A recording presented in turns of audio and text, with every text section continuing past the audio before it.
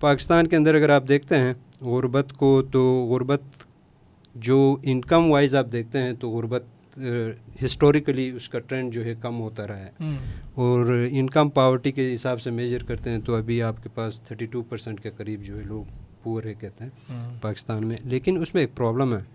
Problem یہ ہے کہ آپ اس میں جو میجرمنٹ کا ایشو ہے وہ یہی ہے کہ آپ کہتے ہیں کہ بھئی یہ کیلوریز انٹیک یا نیڈ بیس جو ہے، جس کے اندر جو لاسٹ ہم نے میجر کیا تھا وہ تھا 4000 rupees per capita per month.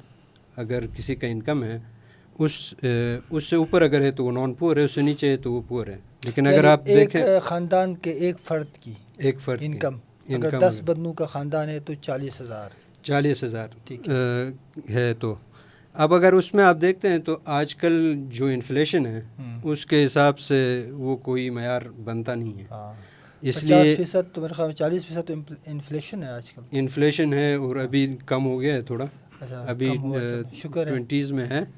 لیکن یہ تو آرٹیفیشلی کم کرتے ہیں نا بعض اوقات. وہ تو ظاہر ہے، آپ کو یہ آفیشیل ڈیٹا ہے، آفیشیل ڈیٹا یہ ابھی جیسے روٹی کا میں سن رہا تھا کہ روٹی کی قیمت کم ہوئی تو لوگوں نے روٹی چھوٹی بنانی شروع کی ہے.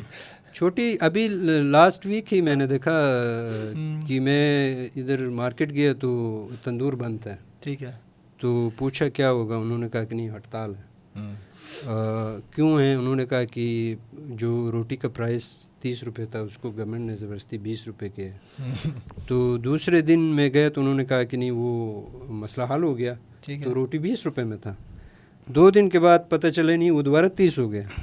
تو اس پہ کیا ریزن ہے؟ انہوں نے کہا نہیں ہم کورٹ میں گئے تھے، کورٹ میں ہم جیت گئے. تو وہ سارے مسئلے جو اکنامک ہیں، پرابلمز ہیں، ان کو اگر آپ کورٹ کے ذریعے سے سولو کریں گے تو اس میں مسئلے آ جائیں گے. اور پھر یہ ہے کہ غربت کے جو سمجھ آ رہی ہے وہ یہ ہے نا کہ یہ جو طریقہ ہے بہت پرانا طریقہ ہے. اب لوگوں کی نیڈ بہت طریقے سے چینج ہو گئی ہیں.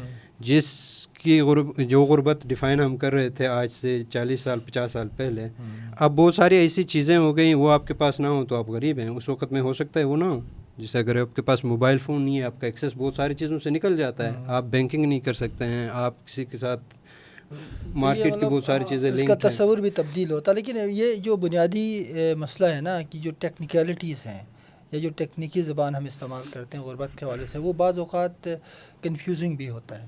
مثلا سمپل سی بات ہے کہ جو انسان 2 وقت کا کھانا نہیں کھا سکتا، اپنے یوٹیلیٹیز بل پہ نہیں کر سکتا، اپنے بچوں کو تعلیم نہیں دے سکتا، تو وہ تو غریب ہے. جیسا بھی اب اس کو آپ ملٹی ڈائمینشنل پاورٹی کہیں یا اس کو $2 a day کہیں، تو وہ کانٹیکچوئل ریالٹیز بھی تو فرق ہوتی ہیں.